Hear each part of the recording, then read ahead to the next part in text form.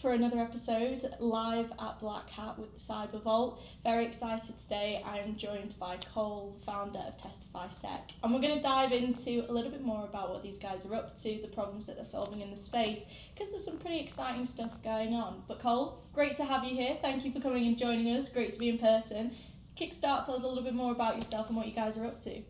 Yeah, so founder of TestifySec, company is about 4 years old, and really focused on helping accelerate compliance for organizations. Think about all the different frameworks, whether it's ISO or NIST, and all the new regulations that are coming out. Right? How do we operationalize that in a way that doesn't hold our developers back? And so it all started really even long before I started the company. It was around 2015. I was working for the intelligence community here in the United States, working for the DoD. It was just middle of the ISIS fight, and one of the applications that we're building help foster communication between different NATO partner countries, right? Talking about, hey, this fighter is over here, there's some information, right? And sharing that in a secure way.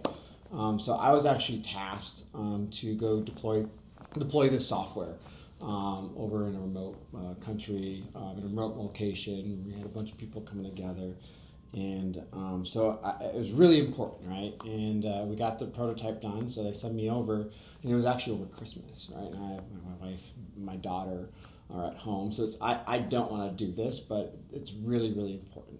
So I go to deploy the software, and we're able to upgrade the software on the U.S. networks, no problem, right? We have the right compliance packages for that. We go to install the software on the NATO network, and we get denied, right? The person who has authorization to allow that software to be deployed told us we don't have the right package, right? Even though that software was secure, right? It was compliant with some of the most stringent standards, right? That we have. We couldn't operationalize it because we're missing that paperwork. So this is really frustrating, right? And so ever since then, it's been my mission, my team's mission to solve that problem by offering a solution that allows organizations to fully automate compliance measurement and risk measurement for software products. Right? And so what we can do then is do something where it's like, it might take 6 months to assess a piece of software over a set of controls like NIST 853, right? What can we do now if we can reduce that time to just a few hours? Right? It opens up a lot of opportunities.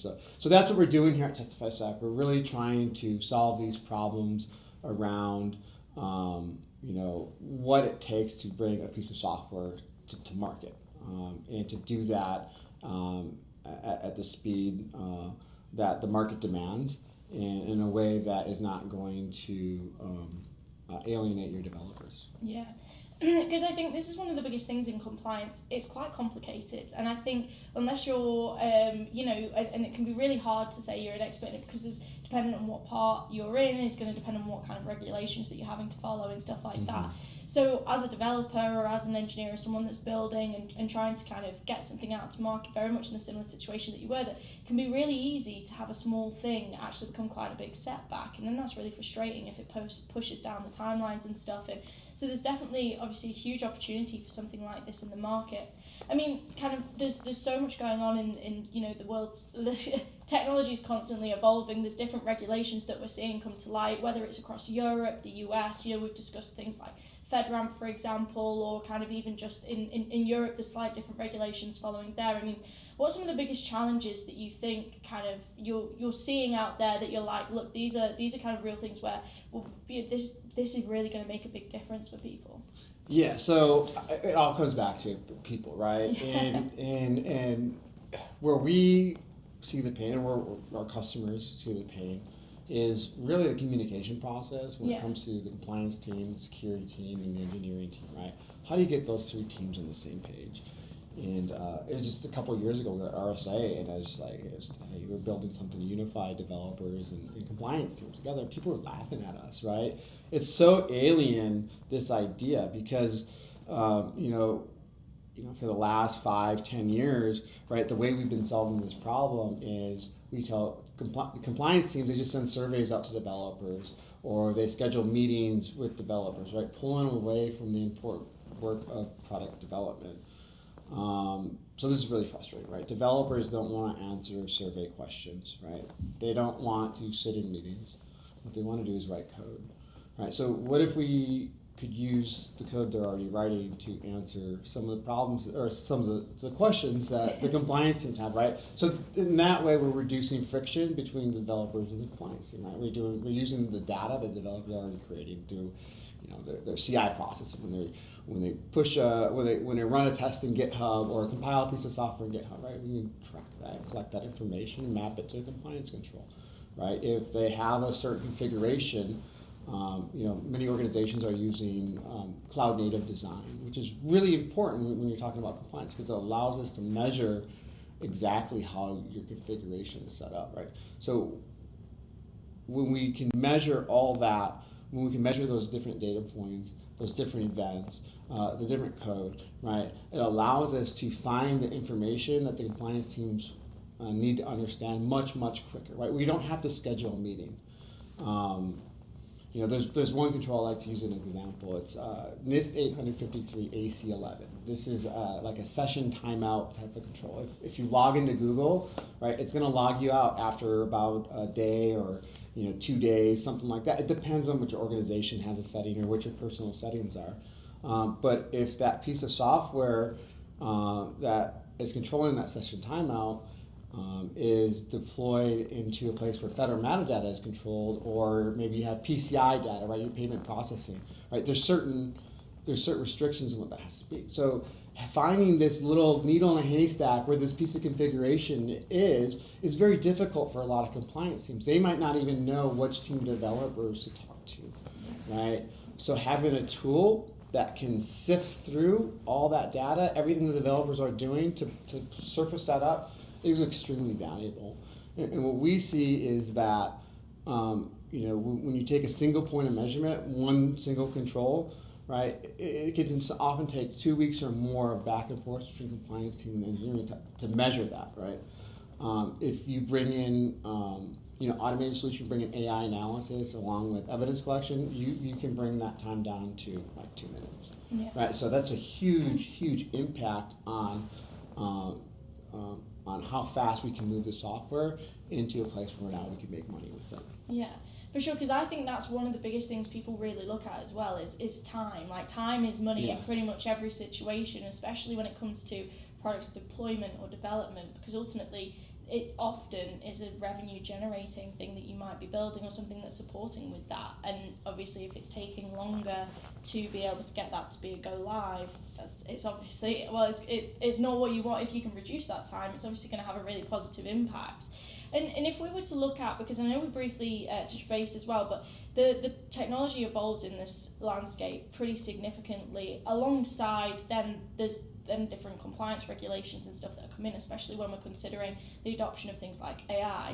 I mean, talk to us a little bit more about what the implications of that is, and maybe the way that you're having to shift, or the way that kind of companies or developers are having to shift the way that they work with this as well. Yeah, so I think AI, there's two additional problems that it brings in when it comes to compliance. One is that obviously our developer teams are moving a lot faster, right? If we can already outpace our compliance teams when we're writing code by hand, how is this going to happen when now we're using a bunch of AI tools to write code 10, 100 times as fast, right? We're seeing it in our own internal teams as they adopt some of these tools, such as like Cloud Code.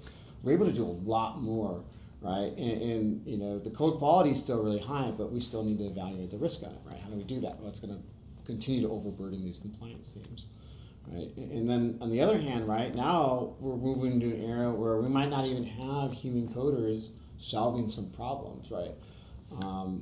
So if we have an AI agent that creates a Jira ticket to solve a customer issue, and then another agent that assigns itself to that issue and starts working on it, and then another agent that tests that, right? Who does the compliance team go talk to about whether the process was followed, right? So we need different ways of measuring these processes.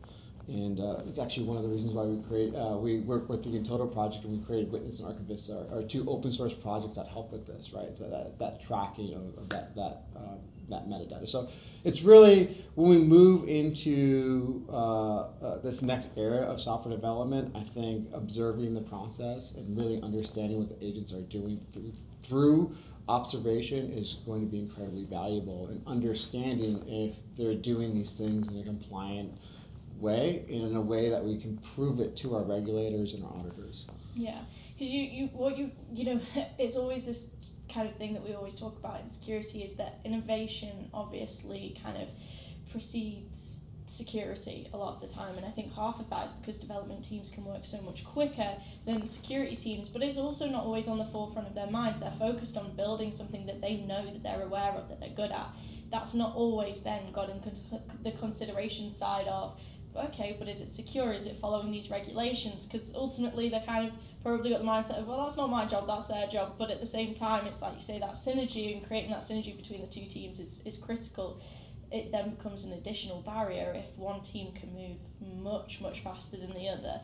I mean, what are your predictions kind of is you continue to look forward? Because I imagine the gap's only probably going to get bigger with the more need for kind of approach like what you guys bring to the table that can really try and help keep that closed. I mean, how do you think it's going to evolve over the next several months, maybe 12, 18 months or so? All right. So let's think about it from like an executive level, right?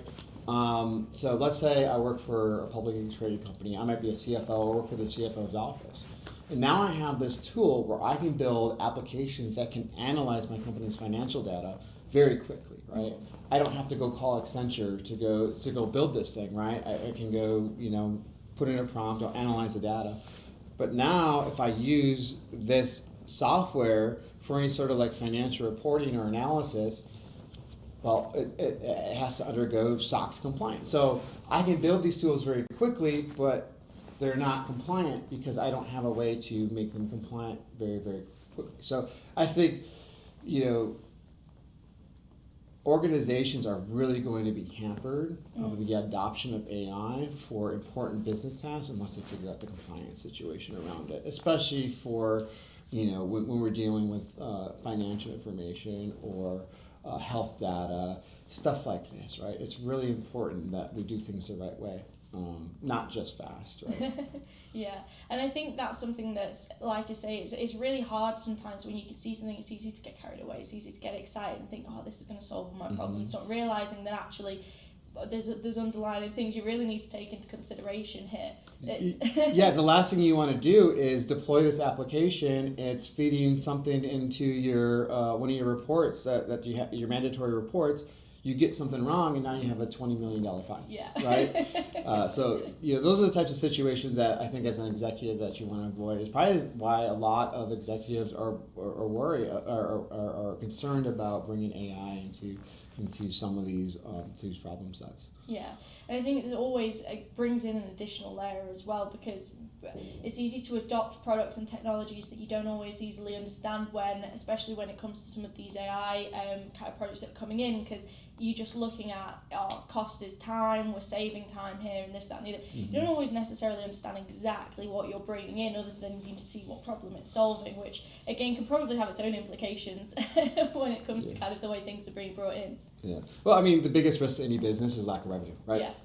So that's always the number one concern, and other risks always probably take second or secondary to that. Yeah. Especially probably the younger an organization is too. So if we can build tools that help them, create revenue, and open new markets, I think we can really help them out, whether they're using AI or not. Yeah, for sure. And I think ultimately, like I say at the beginning of the episode, you guys are really hitting a kind of key part in the market that I think is easily often overlooked, but actually is pretty critical, and something that businesses, doesn't matter whether you're an SMB or an enterprise, you do need to take, you have to be compliant. It's like, it's not like a choice. It's something that you really have to be doing. Like you say, you don't want to be smacked with a big old fine and be like, I haven't even had a data breach. It's just the fact that I'm not kind of hitting the rules that I need to. I mean, obviously we've unpacked some really valuable things today, and I, of course, would highly recommend for people to kind of reach out to you and stuff if they want to learn a bit more. I mean, but out of curiosity, what's next for you guys? You know, exciting things are happening.